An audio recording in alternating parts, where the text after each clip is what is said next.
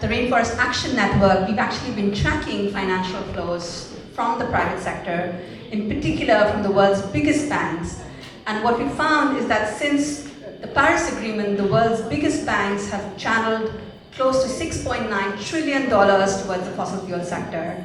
And just in 2023 alone, the world's 60 largest banks channeled over $700 billion to the fossil fuel sector, and half of which went to expanding fossil fuels towards companies that will continue to expand fossil fuel production.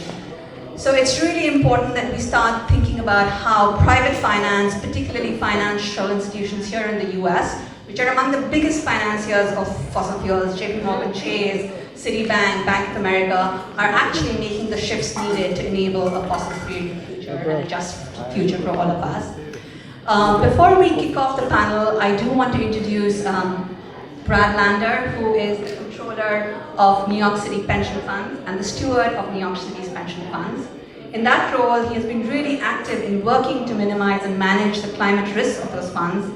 And during last year's AGM season, the New York City pension funds spearheaded shareholder resolutions that ultimately got three major banks, JP Chase, Citi, and RBC, to agree to disclose their ratios for clean energy vis-a-vis fossil fuel energy. And this is a huge and really landmark shift in how banks are now stepping up to shift finance away from fossils towards clean. With that, Brad, thank you so much for joining us.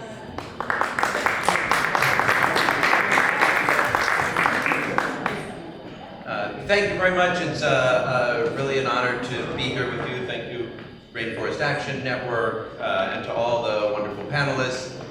First, I want to say welcome to New York City. I'm the New York City Controller, which is our Chief Financial Officer, and we're delighted to have you all here. This is about as nice as the weather gets in New York City, and so I hope you'll enjoy it. Of course, this is around the time when we saw all three of our devastating climate events so far. A little 12 years ago, we were walloped by a coastal storm, Superstorm Sandy, and since then, around this time, we've had two extreme rainfall events, one of which took the lives of a dozen New Yorkers, and both of which caused enormous amounts of damage. So while the impacts of the climate crisis will, of course, be most severely felt by people all around the world, in the developing world, we are feeling it here already. Heat deaths are already up in this city, and when we say the climate crisis is not just coming, it's already here, we really mean it. And that's why it's so urgent what you're doing. And I just want to make a couple of points about how we view that. You know, I think as you've heard today, the role finance plays is critical. And what that means for us, even while we have, most of our emissions come from our buildings, the $275 billion that are the retirement security, are the pension funds of New York City's public sector employees, our teachers, our firefighters, our police officers, has more emissions than our buildings, because we are invested all across the global economy, and the emissions that come from the investments that we have in utilities, in banks, in car companies, is our biggest responsibility. And we're really at the linchpin of public and private finance, and we take that very seriously. So our funds voted in 2018 to divest from fossil fuel reserves in our public equities. We were the first, and still, I'm sorry to say, the only large US public pension fund which is fully divested from fossil fuel reserve owners in our public equities. And we're proud of that, but it's not enough even for us, and it's sure not enough that we haven't yet seen our peers moving forward with the same speed. And then in 2023, we adopted a net zero implementation plan because so many people, we had made a Paris commitment to net zero. But if people haven't made a real implementation plan, haven't committed to science-based targets, haven't shown their work with detailed trend to how they're going to get there, all they've done is made a kind of promise that people are not serious about keeping. And it really is true that greenwashing or climate hypocrisy is a problem. Now, we have a new political problem here, which is that right-wing Republicans are attacking even the idea of responsible or what we call ESG investing. But even as we're pushing back, you also have to hold people accountable to be real about their climate commitments and not just have nice talk. So I hope you'll take a look at our plan. It involves making a net zero by 2040 commitment, disclosing our emissions across scopes 1, 2, and 3 investments every single year, divesting from fossil fuel reserve owners and committing to other exclusions as necessary, engaging our largest, the companies most responsible for our financed emissions across our portfolio in real change, and showing our work. And I'll just say a couple of things about this. Oh, and we are proud of how much we have scaled up our investments in renewable energy and transition. We're now at $11 billion invested in solar and wind and batteries and EVs. And we're going to get to $50 billion, and that's a very good thing. But I do want to underline, and this is really what you've been hearing, but I want to put the US context in it. In the United States, the Inflation Reduction Act and its subsidies function to do what we have failed to do for the Global South, provide the subsidies necessary to invest in renewables in a way that attracts private capital and makes the investments profitable. Now, that's great. I mean, that's why we're scaling up our investments so much, and they're profitable investments. But unless we do the same, we will fail at a global level. And another thing that is happening here is everyone is happy to tell you, investors are happy to tell you about all the wonderful climate transition investments they're making in solar and wind and renewables, but not quite often showing a real plan to keep fossils in the ground and to move away from extraction on the timeline required. We're focused on 3 sectors there. Banks, as you heard, the US and Canadian banks since the Paris Accords have still lent over $1 trillion on new extraction. That is completely inconsistent with their Paris commitments and with what the International Energy Agency says is necessary if we are going to hit the Paris target. So last year we led shareholder engagement, and I am pleased that Citibank, JP Morgan Chase, and Royal Bank of Canada agreed after several years of pushing to disclose the ratios of their fossil fuel lending to their clean energy lending. Disclosure is great, but transition is what is required. They are currently 2-to-1 in favor of fossils, and they have to be 4-to-1 in favor of clean energy by the end of the decade. So now we can see, at least for the largest banks, we have to get the other banks on board to do it as well, and then we have to make sure the transition actually happens.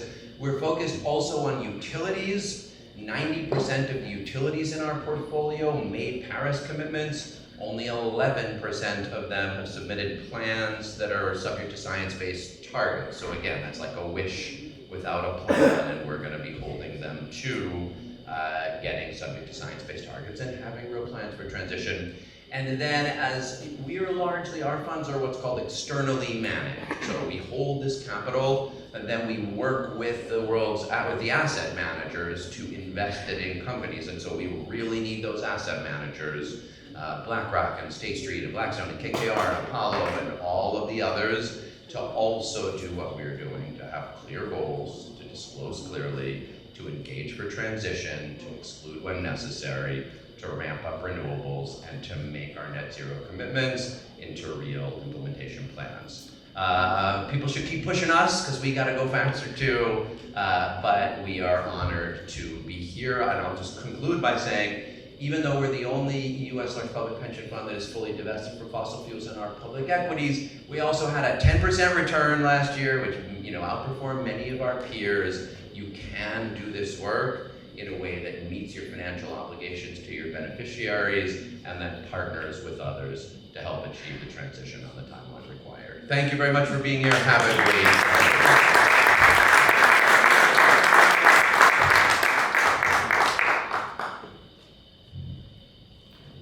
Good afternoon. Buenas tardes. Thank you to Brad Lander for those comments. It's really an honour to join you all here today and to talk about a subject that is so urgent but also complex.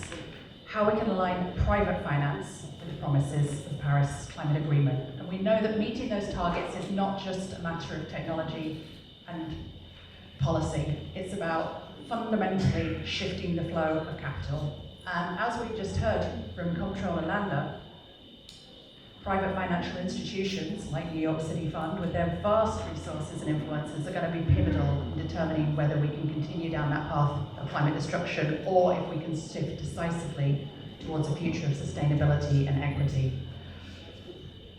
Now, my name is Amanda Starbuck, and I'm with the United Nations Secretary General's High-Level Expert Group. And for this next panel, I'm very excited to welcome back to the stage Rasheta Zain and the Honourable Hanji from Tanzania, and to welcome to the stage Sharif Jamil, who is from the Waterkeepers of Bangladesh and doing very important work to protect environment, waters and community in your country.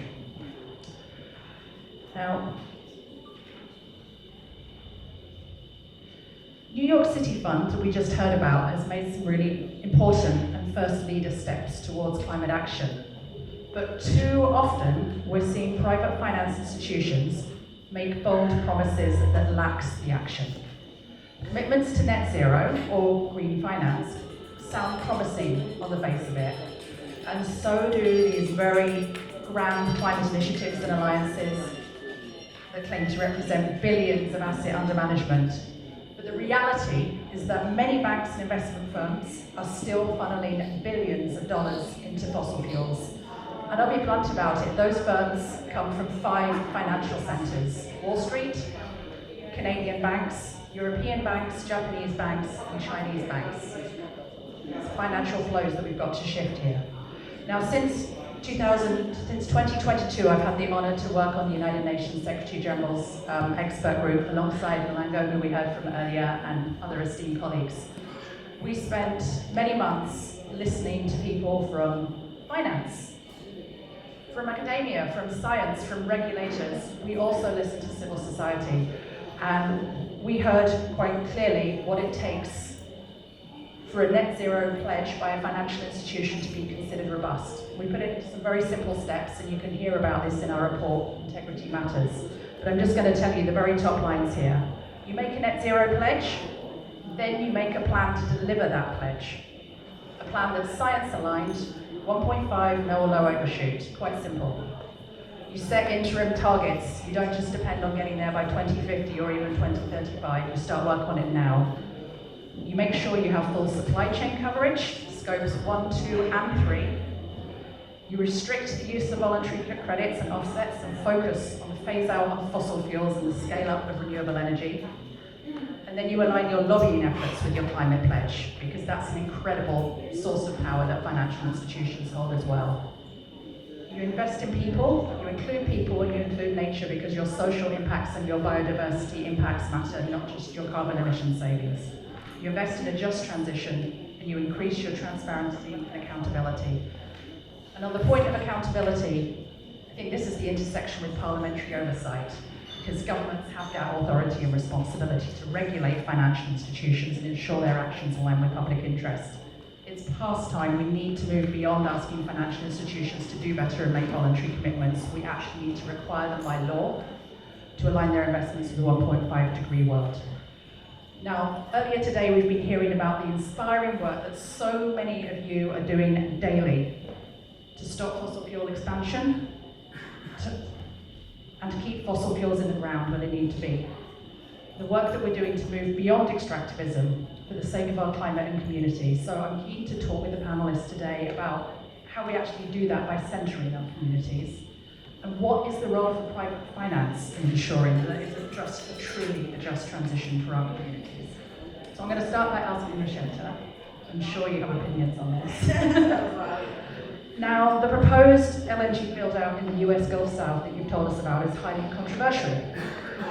Balancing between the serious climate, environmental and social impacts that you've been speaking about, but also this notion of economic opportunity and development for the South. Now, as a community member, what role do you want to see financial institutions playing in a just transition and development for the South?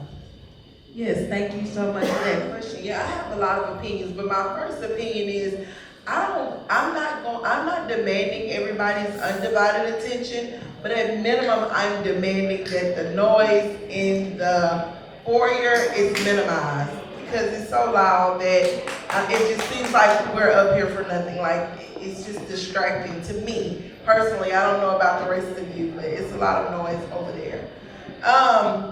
So I apologize if I just seem distracted, but I think we came here for a purpose, and I think people travel so far, and it's Saturday. You know, we could be anywhere, but we're here, and so I think people on the stage deserve respect at minimum. But yes, to your question, I live in Southwest Louisiana. Many of you have heard about Cancer Alley, and it's a catchy phrase, a catchy term. Everybody likes to use Cancer Alley to talk about the build out of fossil fuel industries. But what you don't know is that Cancer Alley runs the entire length and width of Louisiana. You did not know that, because a lot of times we focus on a particular facility or a particular area, and we have these imaginary regions and boundaries, and we don't look at a bigger picture. Well, in Louisiana, Cancer Alley, as it's known, is about an 80-mile stretch from between New Orleans and Baton Rouge, and it's a condensation of all types of industry that are particularly located in low-income Black, Brown, and Indigenous communities. Well, if you move over to another parish in Louisiana, there's another Cancer Alley that also has the same concentration of industries in the same type of communities. And then you move further down and you continue to see this happen all across Louisiana. I live in Southwest Louisiana, which is about 4 hours almost away from New Orleans. But every time I tell people I'm from Louisiana, they say, I've been to New Orleans, I've heard of Cancer Alley.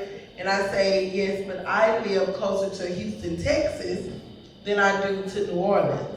And the reason that is important is because if we continue to just look at individual industries, what we're doing is pushing industries from one community to the next community, from one state to the next state, and we're not truly, getting rid of them. We're not truly phasing out fossil fuels. We're just moving them along the different boundaries.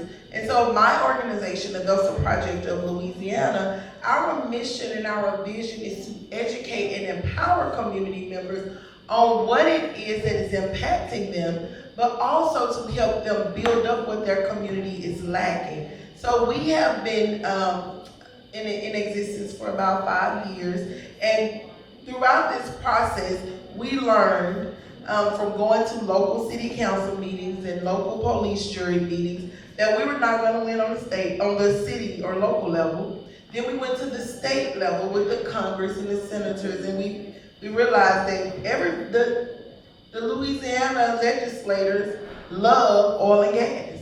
It's true, they love oil and gas. But it's also true that it's the South, and we know that racism is still very real. And a lot of the laws in the state of Louisiana are like Jim Crow laws. They're laws, that were like right after slavery, and they were still trying to keep Black people in their place or whatever. So with the way the law is written in Louisiana and the way that the legislators believed that oil and gas was going to save the state, bring money into the state, it was hard to even fight on the state level.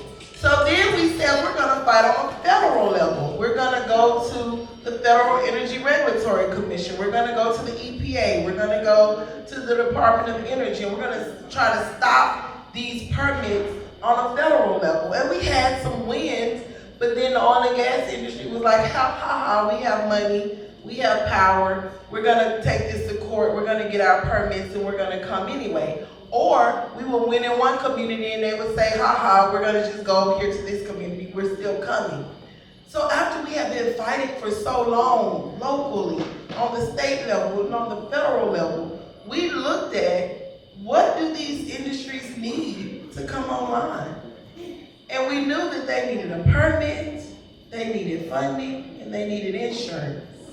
And if you know anything about Louisiana, if you say the word insurance, in Louisiana, people are going to talk to you. It doesn't matter if they are Republican, Democrat, black, white, because everybody in Louisiana hates the word insurance. And it is because of the hurricanes. When we try to file insurance claims and they don't want to pay them, it is because we have the highest premiums in the nation. It is because so many insurance companies have pulled out of the state. So people don't want to talk about insurance.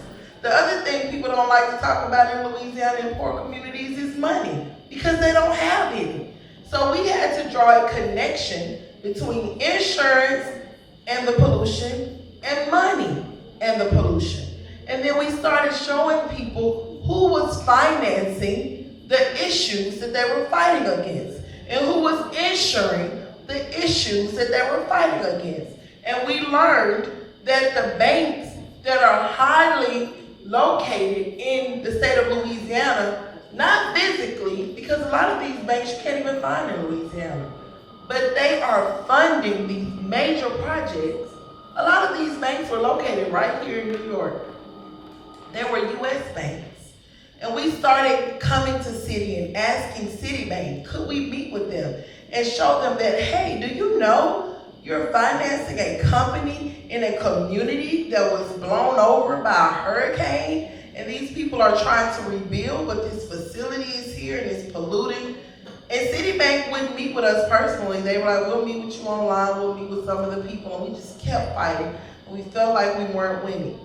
And then we started meeting with the other banks, JP Morgan Chase, and we started meeting with Bank of America and Wells Fargo. I even went to Canada and went to the Royal Bank of Canada's AGM. I was like, we're gonna meet with these banks that are financing these projects in our community. And so a couple of years ago, with some of my colleagues from different organizations such as Stand.Earth, we decided that we needed to show on paper with evidence that these banks were financing environmental racism. So just a few days ago, we released an environmental racism report. And I went a really long way to get to this answer because it's important. And it's actually, the answer is longer than this. We found out that environmental racism wasn't just a term we made up. In fact, we found out that these banks, not only are they financing these facilities in our community, but they have been complicit in racism from the beginning. These same banks refuse to give black and brown people in those communities loans to get houses. These same banks were complicit in predatory lending. These same banks were not hiring black and brown people. So it wasn't the fact that they were just poisoning these communities with the funding of these projects, but they were outright racist. And it's proven in this report. And community members were like, you gotta be kidding me. Like, this cannot be real. Like, this is really happening. And then we looked at maps that showed petrochemical facilities and maps that showed plantations. And they were matching up almost exactly. These facilities were being placed in communities of color on purpose. So we came back and we said, Citibank, we want to meet with you. Wells Fargo, we want to meet with you. JP Morgan Chase, we want to meet with you. And it wasn't working. So we went to the comptroller's office and we said, will you sign on to this environmental racism report that we have? And we went to New York City Public Advocate's office and we said, look at this information. We are real people living in these communities, and these banks are financing our death. Cancer rates are rising, asthma rates are rising, and yet it still wasn't, it's like, you know, it didn't matter. We weren't important, we weren't people. But then something happened in 2020, and George Floyd was murdered. And when George Floyd was murdered, the banks came out with all these equity statements, and they start making these promises. We're gonna put funding in black and brown communities. We're gonna fund them. We're gonna make sure that the people in these communities have what they need to start businesses and buy homes. But yet we were seeing that they were equating the funding they were giving to the fossil fuel industries with funding to invest in those communities. You can't care about a community and invest in the product that's killing the people. So we started asking these banks or demanding that these banks divest from the fossil fuel industries and all the money they were putting in the fossil fuel industries and invest directly into communities and into the people in the communities, into community groups. And it has been a long fight, but we have been seeing some major progress. I mean, just recently, we saw ING just a few days ago increase their regulations on fossil fuel industries that they will be financing. We've seen Chubb, the insurance company, say that they won't insure the Rio Grande LNG, and this is all because community members met with these decision makers, met with these financial institutions, showed that they were real people, that we were being impacted by their financing, by their insuring of these projects, and they started listening to us. The finance work didn't just start. It's been going on for a while.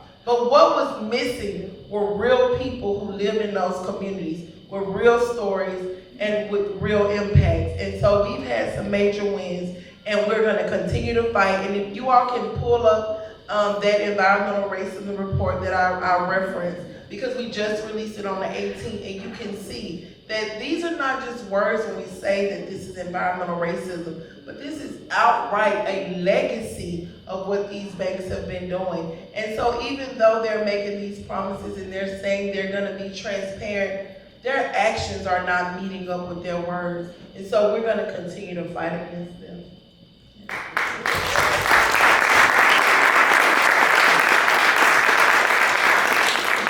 That's truly inspiring. Thank you for your new community's work. Just a really clear message there. The number one thing private finance institutions can be doing is talking to the communities that their investments are impacting and hearing from the communities directly themselves what the solutions they should be funding are.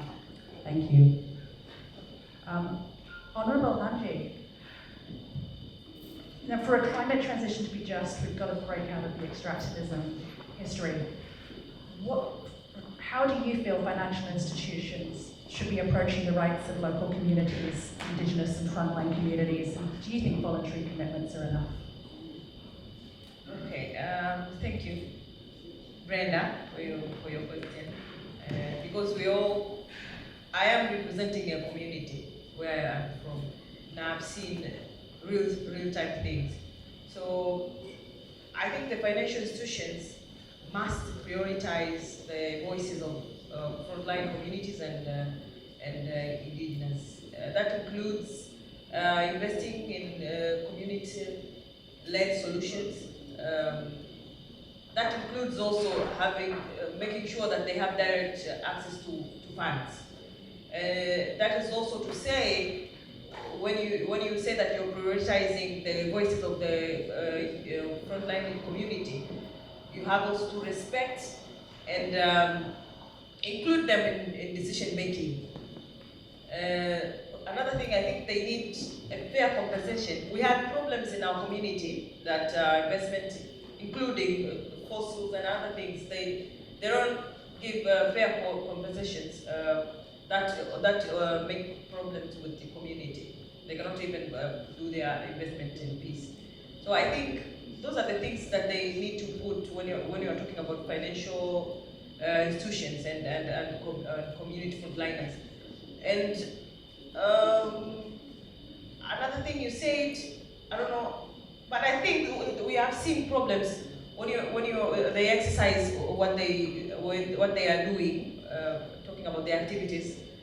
So we need to put some real-time legal and regulation frameworks to make sure that these people from those communities have what it takes to protect their rights. So that is our job as members of parliament. You didn't ask for that, or you didn't ask that, but that's our job, talking about the legal and regulatory frameworks. And it's a high time. I think we need to advise every leaders, every member of parliament across the world to have a financial, to have a climate responsive budgeting and planning. Climate responsive budgeting and planning, so that we can put climate justice on the center of every decision we make, on center of every budget for every ministry budget we put every year, because that is annually. We need to do that. Thank you. Thank you very much. Just want to reflect on that comment that both of you have made on the importance of access to direct finance for communities. And what a transformation and shift. We heard on the previous panel the comments about how often financing in fossil fuel infrastructure has actually left communities with debt in their share of global debt and global financing. We really, really need to flip this in terms of direct community financing. Last but absolutely not least, Sharif Jamil. Now, Bangladesh is categorized as a climate vulnerable country, but does have the possibility of a very meaningful transition. What role do we need the finance sector to play in Bangladesh's transition? Thank you. Good afternoon and hello to everyone on behalf of the people of New Bangladesh. After 15 years in power, an increasingly repressive government suddenly collapsed due to a student-led revolution on 5th of August. And yes,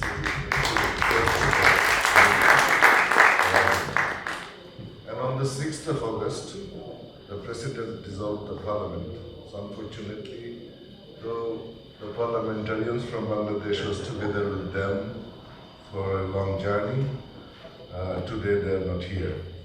But we have got an interim government, and that has formed a cabinet with the interim advisors, and they have started taking some very drastic steps to reform the energy sector. They already cancelled all the new possible installations under the Quick Enhancement Act. They are also reviewing the previous projects in terms of the legal frameworks, how they can also come out of fossil fuel burning in our country. Because you know, Bangladesh is a densely populated country. It is the lowest riparian country in the Ganges and Brahmaputra river basin. So when environmental pollution occurs there, it actually brings humanitarian catastrophe. In terms of private finance, I think the Wall Street issues can be well furnished by Rainforest Action Network and Institute of Energy Economics and Financial Analysis that you can look at. I want to bring a different perspective here. Probably we don't want to miss it. There is very limited time, I understand, but I will give one example. To expand on installation of a coal-based power plant called Bashkhali Power Plant by a business conglomerate called S. Alon Group. They opened fire and killed 12 villagers and community people who were protesting to protect their agricultural land. And that very S. Alon Group drained 6 private banks and took all the money out of the country and became the business conglomerate in Singapore now. So you can understand the complex reality there. I don't want to go deep into it. I want to bring another example here that we have been working together with Elizon 8 to 10 years ago when she was working in Rainforest Action Network. And I came to know first that the fact that JP Morgan is involved with destruction to the Sundarbans. When the Nepali Prime Minister this morning was telling that his country, 46% of his country is forest covered, then I recalled about my country where we have only 6 to 10% forest in fact. And out of these 6 to 10%, merely the Sundarbans mangrove forest is 46%. So that triggered in my mind, which is the last habitat of Bengal tiger and Irrawaddy dolphin. And it's not a simple mangrove as you see across the globe. It is a very rare and single-tract mangrove and rarely rich biodiversity, and that's why it's World Heritage Site. It's a network of more than 5,000 canals and rivers. It's 1,800 kilometers of waterway. But the previous government invited coal-based power hubs close to the vicinity, so we started doing advocacy and movement with the UNESCO World Heritage Committee because it's a World Heritage Site. In 2014, the World Heritage Committee requested Bangladesh government to do a strategic environmental assessment for that region. Government did not respond to it. In 2017, they reiterated it. Then in 2018, they conducted it. We did not find any scientific integrity of this strategic environmental assessment. But the reason I'm telling it, all the development partners are looking into this strategic environmental assessment before they are going for the investment. But when there is no scientific integrity, then that will actually put us in more trouble. And the power hub that is going to destroy the Sundarbans forest is coming from NTPC, National Thermal Power Corporation India. And I came to know from Ellison of Rainforest Action Network, then JP Morgan has shared in NTPC. So how we are calculating the private finance and how we are going to tackle it, it's not that simple as we are thinking, I guess. We have to go far deeper into it, and community people are struggling in many ways, like 12% fish resources come from the coast. And the hill shark, the national fish, has already changed their migration route. So it's a lot of livelihood problem. It's a country of rice and curry, you know. And without salt, we cannot run a day. It's a strategic good.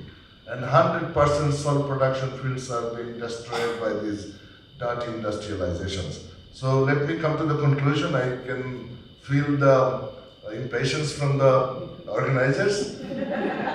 We actually need to think about the mindsets from the activists to the policymakers. If we have the real mindset to bring the just transition to a renewable energy future, then we will find the ways. For Bangladesh, you plan based on the geographical location, you plan based on the nature, you plan based on the culture, and you invest on that, that will bring you also profit. Why are you not investing on renewable energy? You are telling it's agricultural land and it's a very densely populated country, but it's not the way how you look at it when you want to solve the problem. You come out with innovative plans and solutions. We are ready to talk. We have many different ways to help about or way forward. Like we can discuss about it in future, but I will reiterate it there. We need to change the mindset, and to really change the mindset of policymakers, we need to unite and educate the community people to raise their voice and to stand for their rights. Thank you.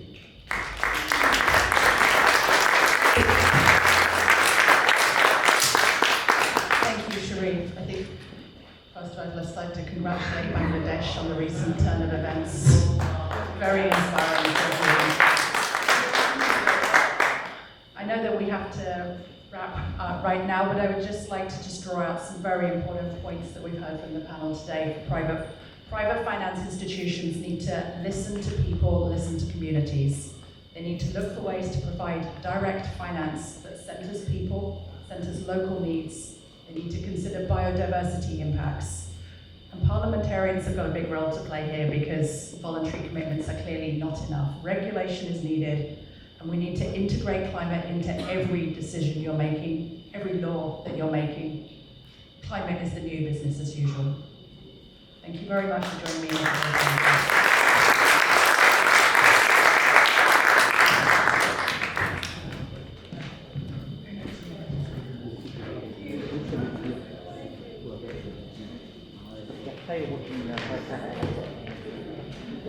Thank you so much to the panel and to our speakers on private finance, holding Wall Street and financial institutions accountable. Thank you so much, Honorable Nusrat, Rusheta, Sharif, and of course our moderator, Amanda. Thank you so much. We've come to the end almost of our forum today, and we would like to thank everyone, our honorable parliamentarians, honorable members of civil society, honorable indigenous peoples, indigenous communities who are here today. Thank you so much. From the Rainforest Action Network, from the Parliamentarians for a Positive Future, and from the Asian Peoples on Debt and Development, thank you so much. But before that, we have a few words from the President of the Asian Peoples Movement on Debt and Development, Mr. Arjun Karti. Arjun, a few minutes. Thank you, Diana. Yeah, you have hardly left anything for me to talk. I don't have courage and capacity to summarize what we have discussed.